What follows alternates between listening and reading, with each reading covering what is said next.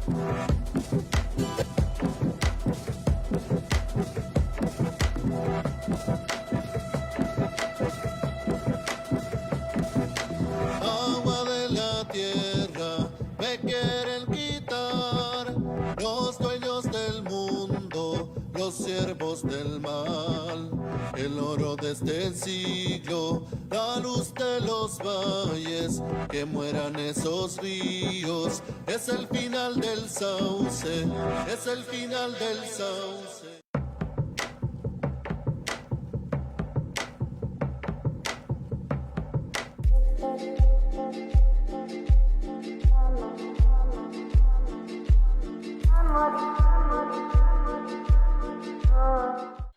Muy buenas tardes a todos. Nos encontramos aquí en esta sección de México en Voces, entrevistando, en donde hemos entrevistado a varias personas y el día de hoy tenemos a un invitado muy especial. Tenemos con nosotros al doctor Renato Huarte Cuellar, quien nos hablará acerca de todos estos elementos que integran la cultura.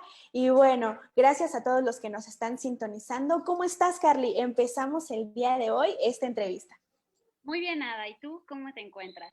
Sí, claro, empecemos esta entrevista con una breve semblanza del doctor Renato, ¿te parece? Claro que sí, vamos a verla. El doctor Renato Huarte Cuellar es doctor en filosofía, maestro en filosofía de la ciencia y licenciado en pedagogía y en filosofía. Entre otros puestos, ha sido coordinador del Colegio de Pedagogía de la Facultad de Filosofía y Letras de la UNAM del 2016 al 2018. Director educativo del Festival Aviv del 2007 al 2017, director de Hebreo y Estudios Judaicos del Colegio Israelita de México Ort del 2014 al 2015 y coordinador de los grupos de América Latina del proyecto Limbud del 2015 al 2017. Sus principales líneas de investigación son la filosofía de la educación, corrientes como la europea, latinoamericana, mexicana y de otras tradiciones, y la filosofía del lenguaje, retórica, pensadores alemanes del siglo XIX y XX y filósofos franceses del siglo XX. Ha abordado distintas tradiciones de pensamiento, en especial la filosofía judía. Cuenta con varios artículos publicados en revistas y capítulos en libros colectivos. Qué interesante cada aportación que ha hecho y sin duda cómo no solamente es pedagogo, sino que integra la filosofía, el lenguaje, la antropología y todo esto en la cultura. Es para nosotros un verdadero honor el estarlo aquí entrevistando. Sea bienvenido y pues empezamos con la entrevista. Ok, sí, no hay ningún problema. Pues adelante, empezamos si gustan. Claro, qué importante es esto que mencionas, Renato. Pero cuéntanos, ¿cuáles son indispensables al estudiar la cultura oral en una comunidad? Pues es una pregunta muy interesante porque no es fácil de contestar. Desde esa perspectiva, ¿qué quiere decir preservar? Porque de hecho hay algo que inherentemente es parte de la cultura, que es preservación y cambio. Es mantener algunas cuestiones y transformar otras. Entonces, además, pues la cultura puede ser definida de muchas maneras, cosa que los antropólogos, la gente que hace estudios culturales, en fin, se da cuenta de que, pues, ¿qué es la cultura, no? La cultura, como se le dice, por decir algo, de lo que era Conaculta, ahora Secretaría de Cultura, es un concierto de cuerdas en Bellas Artes o es, por decir algo, un concierto de Ana Bárbara en el Zócalo. hacia dónde tienen que ir nuestros impuestos, hacia esta distinción que se ha hecho entre la alta cultura y la cultura popular, entre el centro y la periferia. Hay, por ejemplo, obras de arte y hay artesanías, ¿no? Entonces, una artesanía es que se puede reproducir mucho, pero una obra de arte tiene como esta aura, como le llaman algunos, de irreproductibilidad hasta que llegó el siglo XX y tenemos pues posibilidades de tener, yo me acuerdo, ¿no? Grandes obras de arte pegadas en el cuaderno, ¿no? Y hoy en día con los celulares, en fin, no sé, la intervención del arte. El arte es cultura, la cultura ¿qué es? La cultura también hay toda una parte que es intangible, como es la comida, como es la propia lengua, en fin. Entonces, lo que yo siento es que hay muchas cuestiones culturales, políticas, económicas, en esta idea de mantener y de reformar ciertas cuestiones culturales. Pero pues inclusive, y con eso cierro esta parte de la pregunta porque podemos profundizar según consideren, eh, es una de las definiciones más o menos antiguas de cultura es como una segunda naturaleza. Todo este conjunto de cosas que pensamos, creemos y estamos habituados, ¿no? Es decir, la cultura mexicana, por decir algo, y su comida, por ejemplo, estamos acostumbrados a que, no sé, que el chipotle se le echa a ciertos platillos, pero jamás le vamos a echar jalapeño, ¿no? Cosas que es como hasta ignorante, ¿no? Consideramos a nivel cultural, ¿no? Por ejemplo, hay cosas que se comen en ciertas épocas de ciertas maneras y eso es lo que nos parece aceptable. No siempre fue así. Por ejemplo, el mole no lo tenían por decir algo, los prehispánicos, sino que es un platillo que se desarrolla a partir de, pues, del encuentro entre la comida española y la comida local con los ingredientes. Entonces, creer que el mole siempre existió o que el chocolate que entendemos hoy en día era como lo tomaban los antiguos nahuas, pues es falso, ¿no? Entonces, cómo se dan esos procesos es muy complicado, pero creo que hay posibilidad de intervenir eh, en pequeños grupos o de diferentes maneras, hasta a nivel gubernamental o internacional en ellos. Claro, y vemos cómo esta relación entre literatura y oralidad siempre están relacionadas y no que dependa una de la otra, sino que se complementan. Y como tú dices, hay escritos que después se narran en la oralidad y que justo nos permiten adentrarnos a la historia. Y hablando de este mismo tema, ¿tú cómo crees que la globalización interviene en la interculturalidad? Yo siento que toda comunidad tiene tradición oral. Lo que pasa es que creo que detrás de tu pregunta, Carla, está que nuestra sociedad contemporánea ha privilegiado la cultura escrita por encima de la cultura oral. Y claro, o sea, esto no necesariamente es así. Por ejemplo, siento que inclusive en cuestiones cotidianas mexicanas, un pacto de palabra es un pacto de palabra, aunque siempre estará pues nuestro sistema judicial que es escrito, por ejemplo, ¿no? Y entonces está toda la idea del contrato, y entonces tiene que estar escrito. Los juicios orales, por ejemplo, es algo que en nuestra tradición jurídica es algo pues bastante nuevo, ¿no? Que nos tenemos que adaptar a diferencia de tradiciones, por ejemplo, de juicios en Estados Unidos, como podemos ver, y en otros países, como podemos ver en las películas. Pero entonces la cuestión es que tu pregunta a mí me parece muy interesante porque pones el dedo en la llaga de que, digamos, el libro impreso, por ejemplo, tiene mayor aceptación, un mayor valor cultural que, por ejemplo, una historia narrada, ¿no?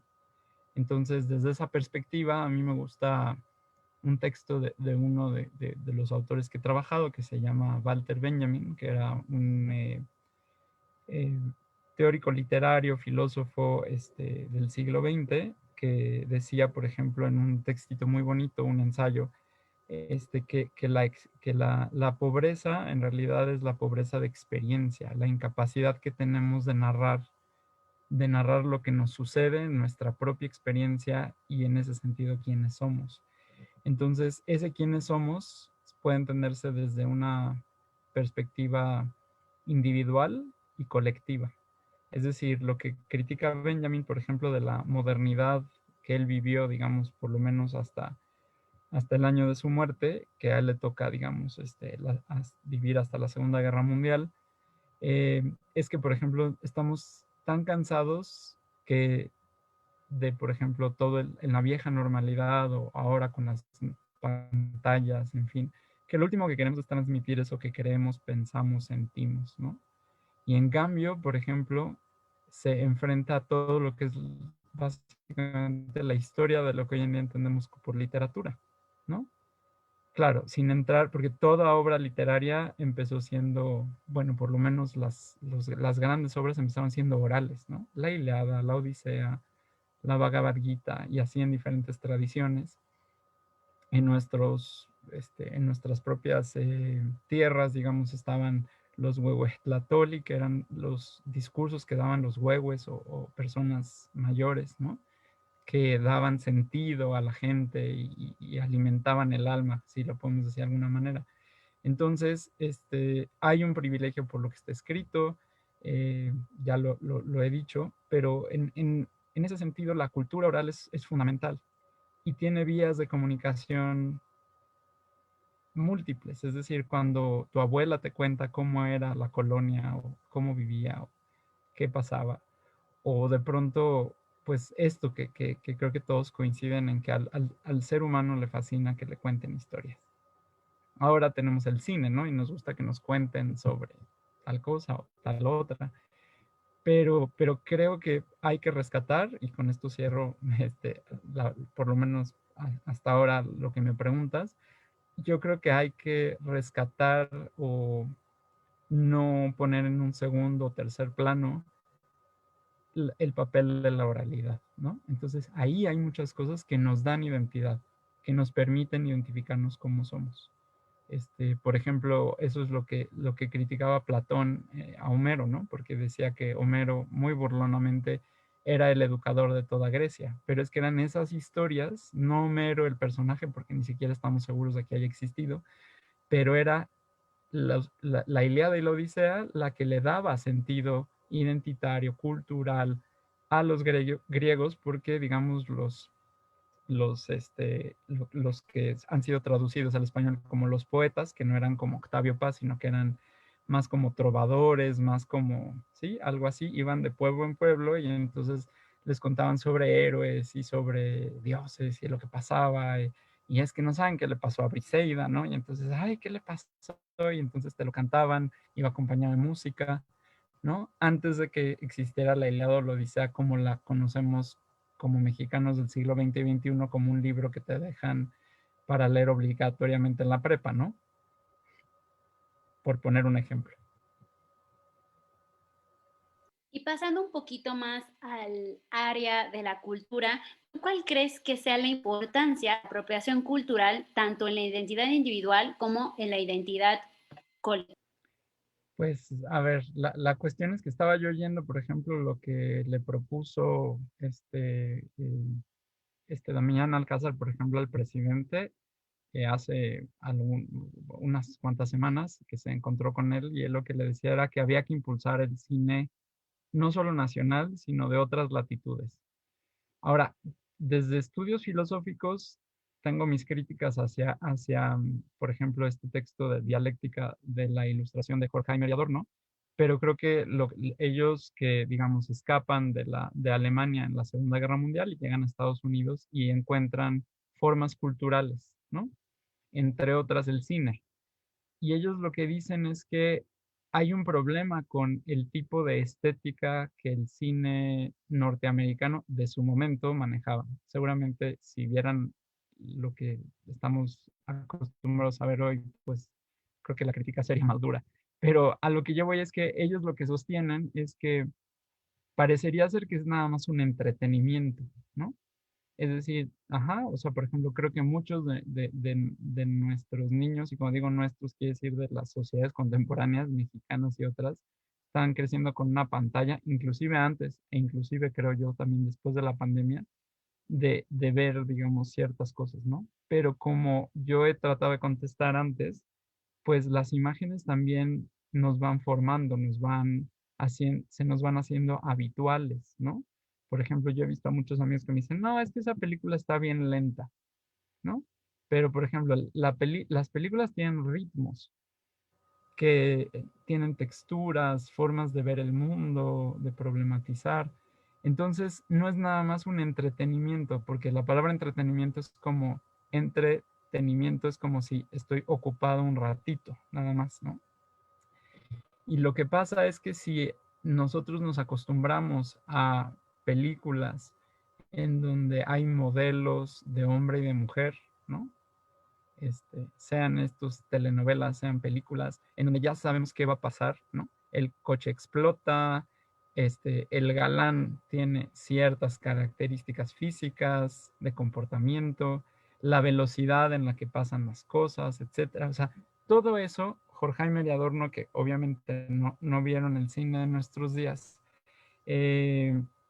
decían que, por ejemplo, es tan vívido o determina tanto nuestras vidas que inclusive empezamos a vivir nuestras vidas como en una película. Entonces, por ejemplo, ellos son muy críticos de que en el cine norteamericano, con esta idea de no proyectar escenas sexuales, siempre es como hay todo este enamoramiento y después hay un corte.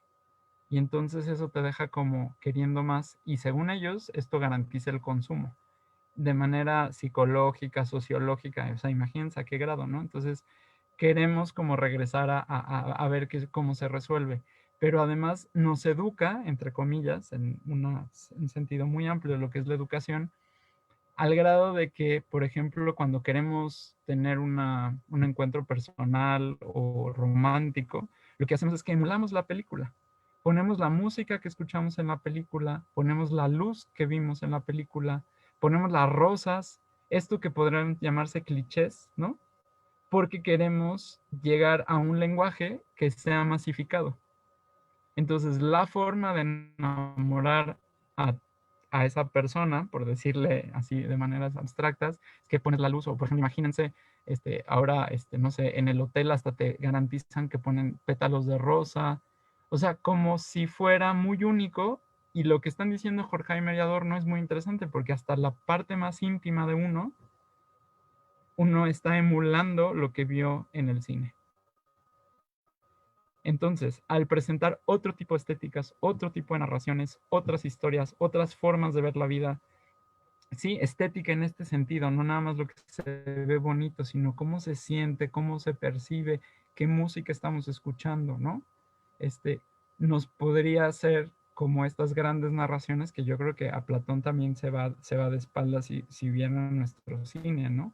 Entonces, eso creo que es una forma en la que nosotros vamos configurando nuestra identidad a partir de lo que nos parece apropiado, lo que nos parece romántico, lo que nos parece. Entonces, no es nada más un entretenimiento, sino que el cine es un elemento cultural muy poderoso, ¿sí? Incluido las series que están hoy en día, en fin, o sea, cualquier cosa que nosotros estemos percibiendo va moldeando a lo que nosotros nos habituamos, ¿no? Entonces, nos parece correcto vivir, digamos, como una película norteamericana hollywoodense en promedio, si eso es a lo único que nos hemos habituado toda nuestra vida.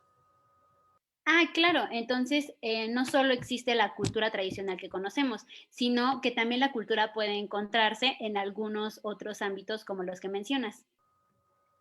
La cuestión, Carla, es que dijiste ahora sí de cultura y es ahí donde no estoy de acuerdo, porque haz de cuenta, siento yo que las telenovelas en su momento, cuando antes del internet y las series, etcétera, o sea, nos están contando una historia. Entonces, la cuestión es que es ahí donde se puede tener una intervención. Es decir, yo estoy seguro que por ejemplo, en la Ciudad de México, que es donde yo vivo y donde conozco más, ¿no? Seguramente en otras partes de nuestro país pueden ser cosas un poco diferentes. Pero, por ejemplo, la noción de barrio, lo que pasa en mi barrio, pasa en realmente pocas ahora alcaldías. Es decir, o sea, por ejemplo, en ciertas alcaldías no tenemos barrios, tenemos colonias donde todo está muy organizado, pero por ejemplo, toda la costumbre del niñopa en Xochimilco, o ciertas costumbres en Milpalta, o inclusive, por ejemplo, en ciertos lugares de Azcapotzalco, o inclusive dentro de lo que es Estado de México, porque obviamente no es así como tajante. Obviamente la cultura no la puedes dividir según alcaldías, delegaciones, municipios. Pero entonces, por ejemplo, lo que pasa en Iztapalapa en Semana Santa, ¿no? Que es parte de su identidad, aunque, por ejemplo, es altamente improbable, según los estudios arqueológicos, de que en la transición entre en el siglo primero después de Cristo, así se vistieran los romanos, ¿me entiendes? O sea, claramente no hay una precisión, no se quiere hacer una representación fidedigna, sino que es parte de una convivencia y de una herencia cultural que siente la gente de Iztapalapa, ¿no? Por decir algo. Pero entonces, fuera de esos lugares, ¿qué es lo que me va a vincular con mi medio ambiente? ¿Sí? Y ahí es donde yo te digo que no solo es esto, o sea, siento yo que fuera de esos eventos, tal vez como pues esto que se ve además como popular, como de segunda, tercera o cuarta, que no es la cultura, sino que tenemos que ponerle Mozart y Beethoven a todos, ¿no? En el mejor de los casos, yo qué sé. Cualquier discurso de alta y baja cultura creo que reduce nuestras posibilidades de pensar cualquier cosa. Pero a lo que yo voy es que, por ejemplo, estas tradiciones orales, populares, etcétera, siento que se están perdiendo porque lo que está ganando es, por ejemplo, lo que vemos en la televisión. Es decir, todos en cierta época hablaban de Betty la Fea, ¿no? Y más allá de si les gusta o no el Betty la Fea o el remake, como le dicen, de Betty la Fea, o el remake, remake de Betty la Fea, y en inglés y en la no sé cuánto, ¿me entiendes? O sea, es como yo no tengo nada en contra de que esas cosas existan, pero la forma es fondo. Es decir, de lo que se habla entre cierto tipo de población es de qué pasó con Betty la Fea, ¿no? Y por ejemplo, y nuestras sociedades cada vez más digamos, los ancianos están siendo relegados, que son, por ejemplo, con los nahuas era muy claro, que eran toda una forma, digamos, de principio, de experiencia acumulada. Entonces, no quieres hablar con la abuela, no quieres hablar con el abuelo. Entonces, siento que lo que pasa es que tampoco podemos decir, que se quede así, ¿no? Lo del niñopa en Xochimilco o ese tipo de cosas, sino que obviamente no existían todas esas tradiciones hasta que no llega la religión católica, pero que se mezcla con las propias tradiciones, ¿no? Por supuesto que en las diferentes comunidades indígenas esto pues va a ser distinto, ¿no? Por ejemplo, yo me acuerdo que en San Juan Chamula, un ritual que hacen para degollar una gallina, antes lo hacían con bebidas fermentadas de granos que ellos mismos tenían, y ahora parte del ritual lo hacen con refrescos de marcas, de cualquiera de las marcas. Entonces es muy curioso ver como en medio de Chiapas, de pronto están usando para un ritual una Pepsi, una Coca, cualquier marca que tengan, ¿no? Entonces, claro, porque pues les es más cómodo, porque pues ahí está la botella, o sea, ¿me entiendes? Ahí es donde yo digo que está atravesado lo económico, lo social, lo político, porque pues claro, es más difícil fermentar sus propias bebidas que comprar un refresco en la tienda de la esquina, ¿no? Y como digo, si llegaran todos los programas sociales como llegan ciertas empresas de pan dulce y de refrescos al país, pues bueno, ¿no? Sí, más o menos, Carla, sí te contesté, o sea, tampoco hay respuestas tajantes, pero creo que es eso, que a veces decimos, la cultura es esto, pero ver una telenovela no es cultura. Claro, al final de todo, estamos rodeados de cultura y estamos rodeados de las tradiciones y lo vemos, como tú dices, pues sí, también todas estas historias plasmadas en el cine. Nos gusta escuchar las historias y nos gusta también verlas. Y creo que esa es la importancia de que se preserven todas estas tradiciones y también la historia justo en este ámbito del cine.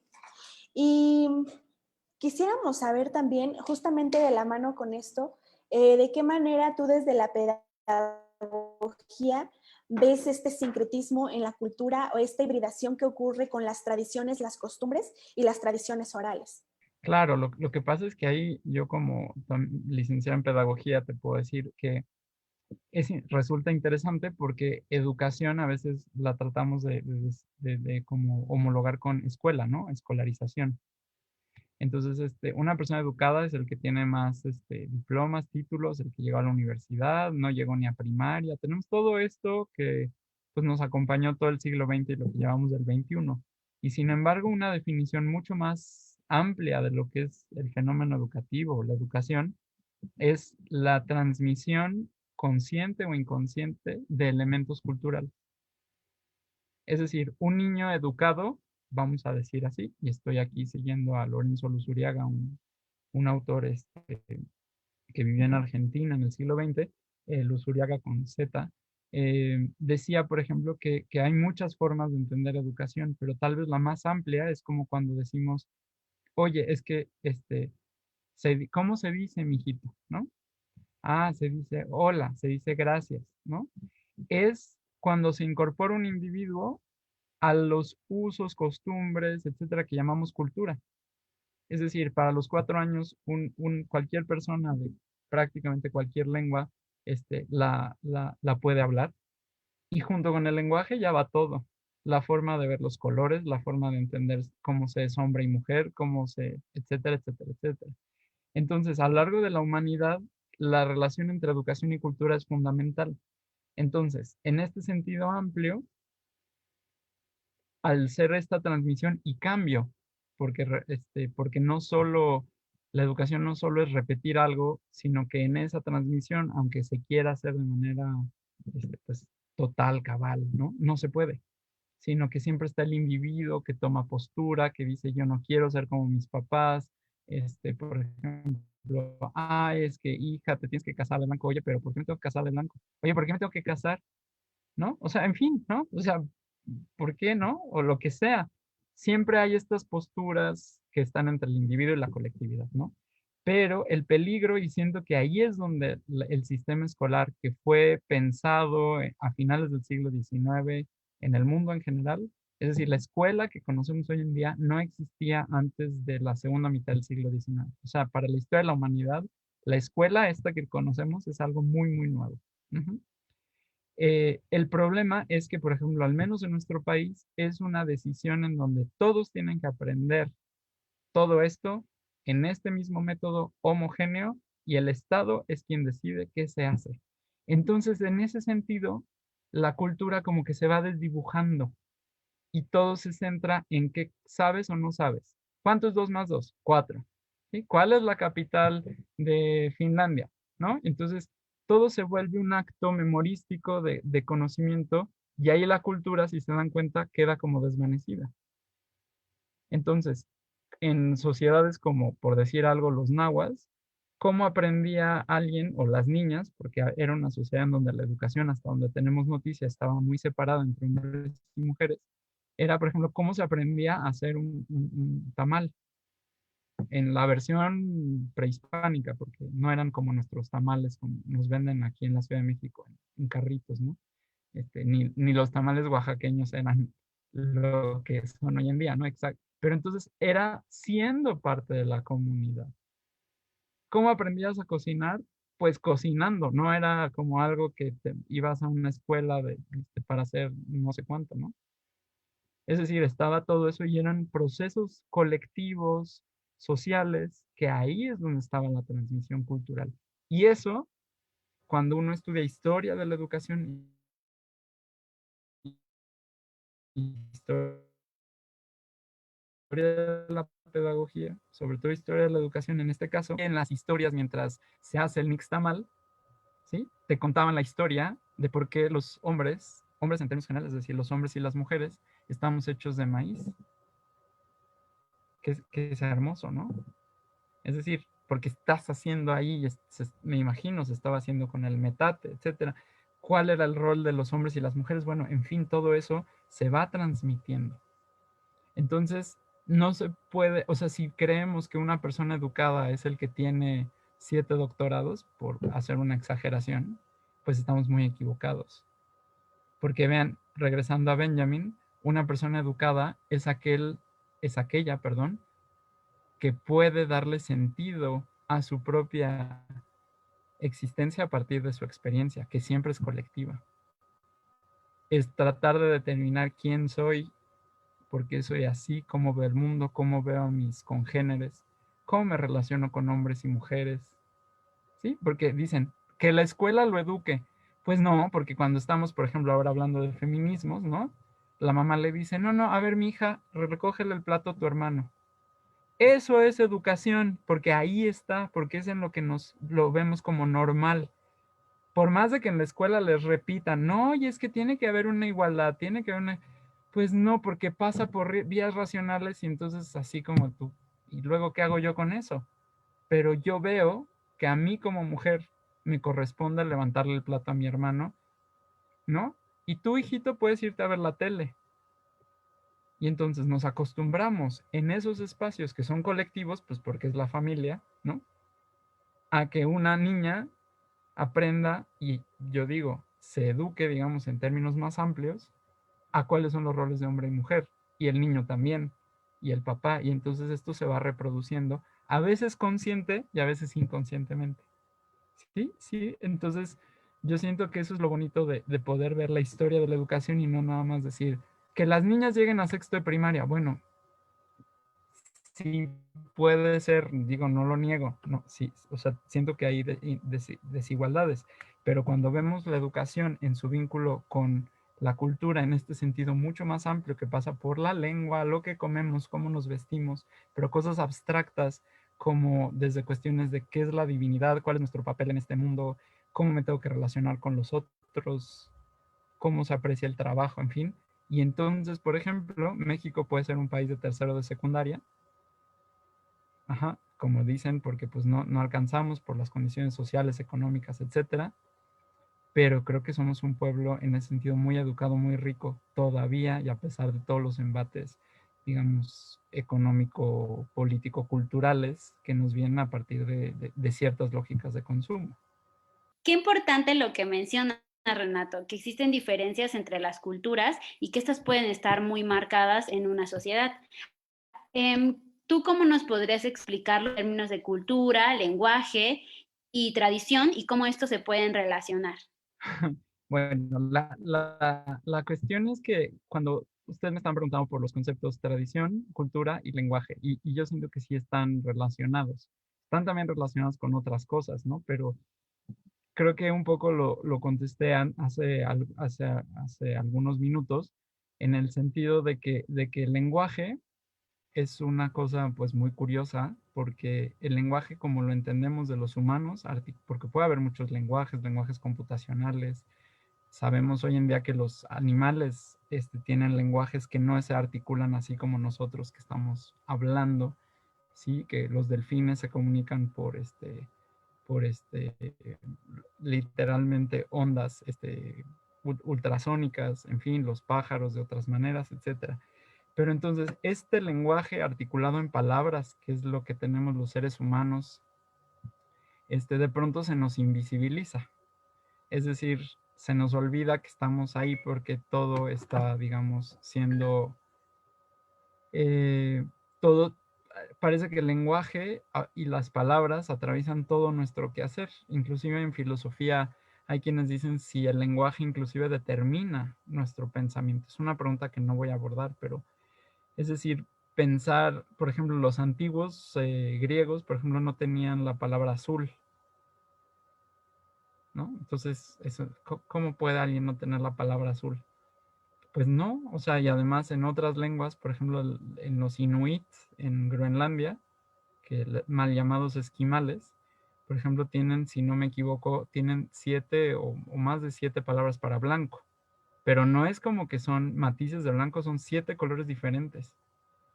Entonces, la cuestión es que, claro, para ti es como, no, hijo, eso es azul y te callas y eso es azul, ¿no?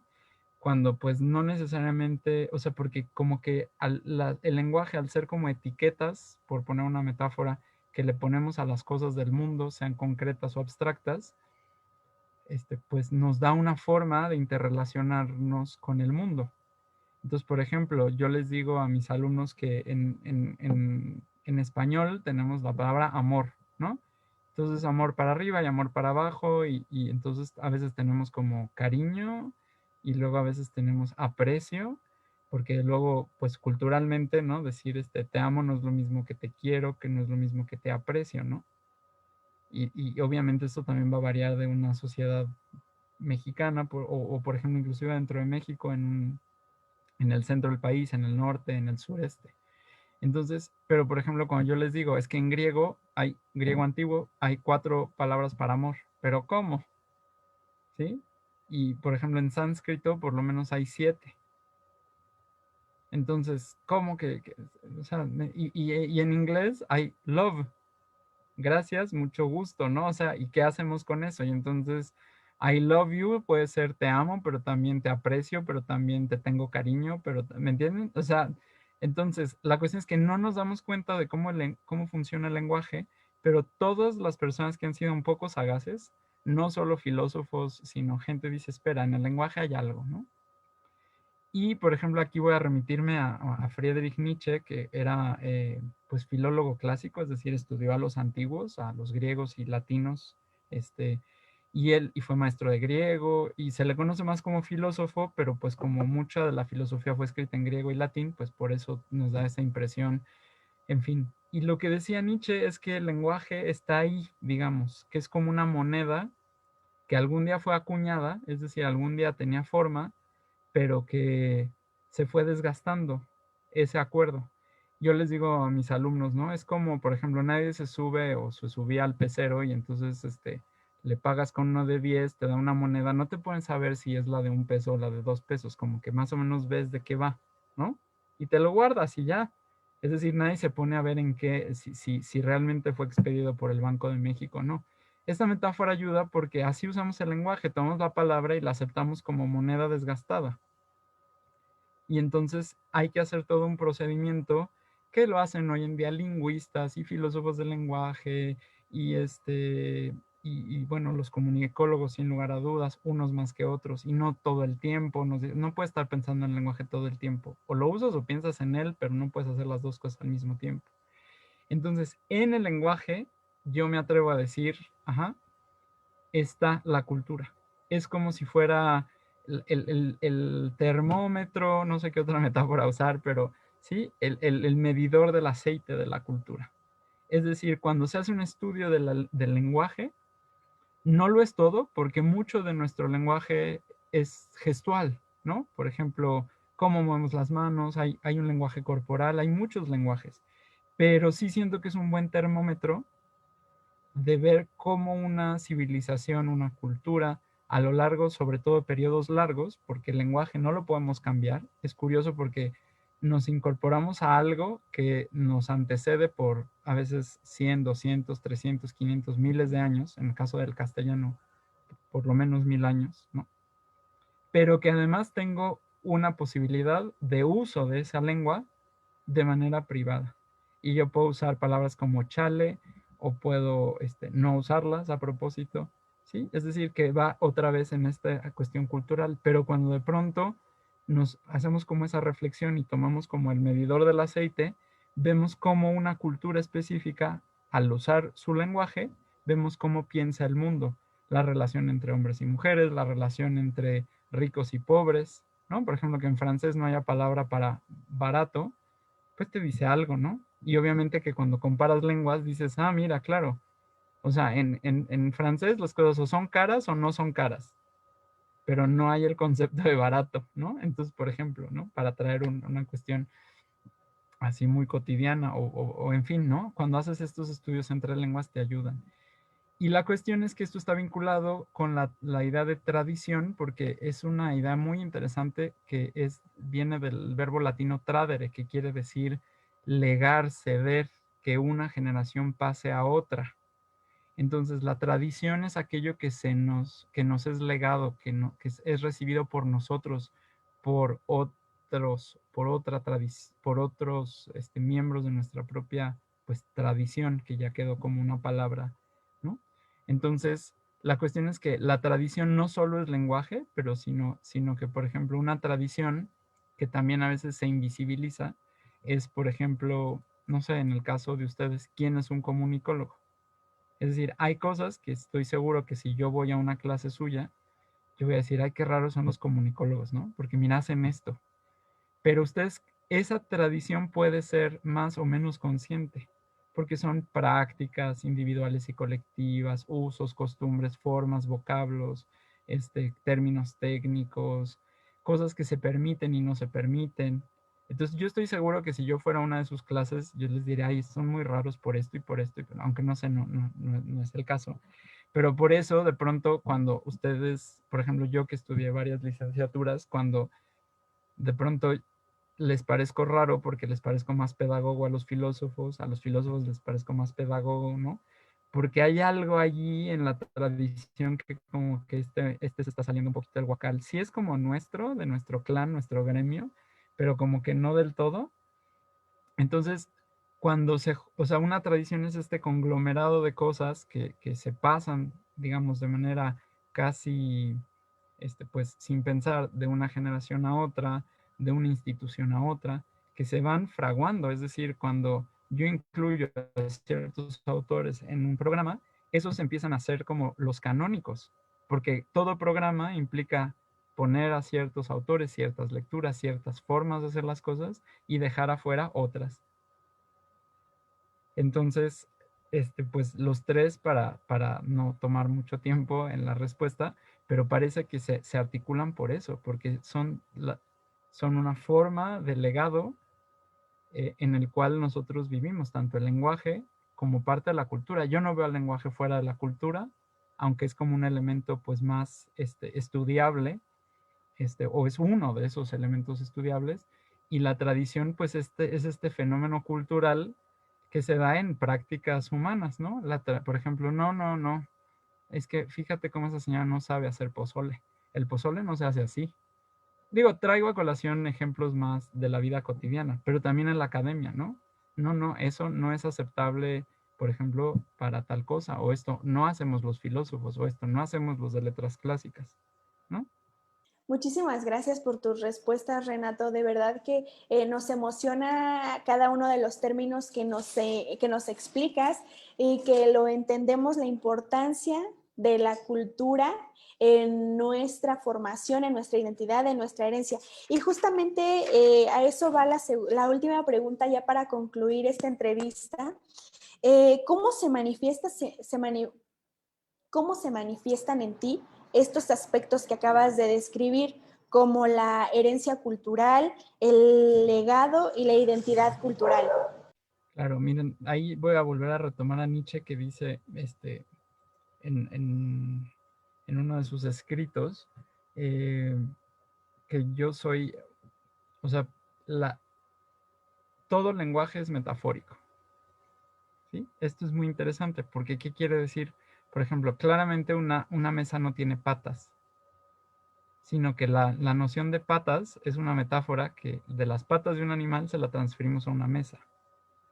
Y es muy bonito porque de todas las figuras retóricas es una tal vez de las que más usamos, ¿no? La metáfora, aunque hay colegas que sí trabajan cosas de retórica que dirían que habría que hablar de todas, de más, y no todo lo que, eso es metafórico, no es metafórico, es otra figura retórica, pero bueno, para simplificar las cosas a lo que creo yo que se refiere Nietzsche, es que cuando de pronto la lengua se queda limitada, por ejemplo, para hablar de la cultura. Cultura es una metáfora. ¿Por qué? Porque viene de cultivar, de poner semillitas en la tierra. Entonces, claramente no estamos haciendo eso, ¿no? O sea, cuando estamos, no sé, cuando estamos cocinando, no estamos cultivando. Cuando estoy yendo a un concierto en la sala Nezahualcóyotl, cuando se podía y esperemos que pronto se pueda otra vez. Ajá. O sea, no estás sembrando, por eso es metafórico, ¿no? Pero entonces, tradición es pasar, herencia es un término legal, ¿sí? O sea, porque una herencia está muy claro en el código mexicano, ¿no? Una herencia es tal y lo definen los abogados, ¿no?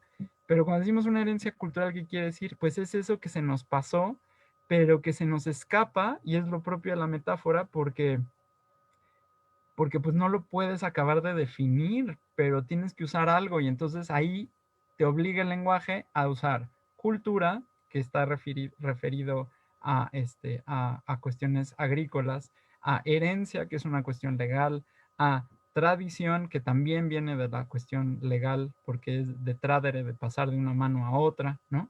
En fin, entonces hay que cobrar conciencia de que tratar de definir lo que es la cultura a veces no es posible, porque yo sí creo que el lenguaje es mañoso y todo lenguaje es metafórico en ese sentido, creo yo, ¿no? Entonces hoy en día ya sabemos que cultura, y yo no voy a ir ahorita con el secretario de Cultura a decirle, oiga, ¿sabe usted? Digo, le haría muy bien, ¿no? Para que redimensionáramos qué es la cultura en este país y qué se apoya y qué no se apoya, en fin, ¿no? No estoy abogando porque haya menor presupuesto, pero tal vez no sea la manera de manejar la cultura. Yo lo que siento y lo que también trabajo con mis estudiantes y conmigo mismo es que nuestras identidades son todavía más efímeras que eso. Entonces, yo soy hombre, por decir algo, sí, me identifico con lo masculino de mi sociedad, pero de manera individual y no necesariamente como otros hombres lo hacen. Soy, por ejemplo, soy pedagogo, sí, estudié la licenciatura en pedagogía, tengo cosas que me hacen formar parte de este gremio. Soy filósofo también, y una cosa no necesariamente va, o sea, como si tuviéramos como cajoncitos, en donde tengo mi cajoncito de profesión y ahí solo cabe una. Entonces, si ya esta pedagogía ya está ocupada y entonces cuando estudio filosofía esta se va y entonces cuando estudio otra cosa esto se va, sino que nuestra idea, eso de identidad es una cosa también bien bonita porque es otra metáfora. Es un juego porque viene de la palabra identidad, comparte raíz con idéntico, pero no hay, porque también el juego de las identidades es un juego entre, por decir algo, así caso clásico de infancia, adolescencia, ¿no? El niño, quiero ser como mi papá, hay un rasgo identitario. Y en la adolescencia, pero no tanto, ¿no? Entonces es como este juego de ver roles, modelos, de la imaginación, de determinar ciertas cosas en el pensamiento, en el sentir. O sea, por ejemplo, muchos, tal vez de su generación vieron, o la gente que nos está escuchando, vieron la película Ratatouille, ¿no? Entonces, hay una escena muy famosa en donde está ahí el crítico culinario y le sirven un platillo pues muy, muy común y corriente, que es la famosa ratatouille, ¿no? De una zona de Francia. Y se va, ¿no? Con ese ratatouille se va a la memoria, ¿no? Porque el olor, por ejemplo, se sabe hoy en día que es el sentido que más cerca está de la memoria, ¿no?